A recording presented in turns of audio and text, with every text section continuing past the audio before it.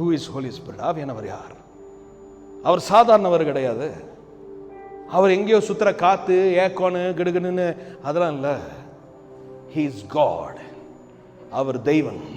Come on, people of God. பரிசுத்த ஆவியானவர் தெய்வம். Holy Spirit is God. He is a person. அவர் ஒரு நபர். நம்மளுக்கு எப்படி கண்ணு காது வாய் மூக்கு எல்லாம் இருக்கோ, how we have all the senses, he has all the senses. He has emotions.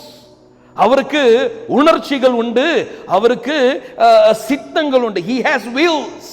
He knows what he is doing. அவர் செய்வது என்ன என்று சொல்லி அவருக்கு தெரியும்.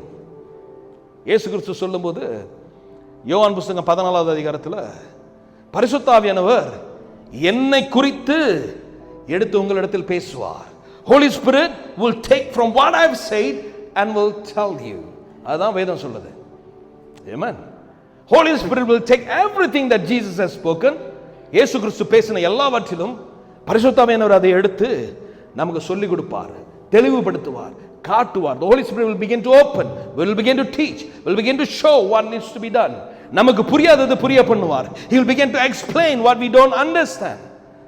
ஏசாயா புத்தகம் 11வது அதிகாரம் 2வது வசனத்துல அவருக்கு ஒரு பெயர் உண்டு. அவருடைய பெயர் ஞானத்தின் ஆவியானவர். He is the spirit of wisdom in Isaiah 11:2. அவர் ஞானத்தோடு செய்யும்படிக்கு காரியங்களை கற்றுத் தருவார். He will give you wisdom how to do things wisely. இருக்கீங்களா கூட? Amen.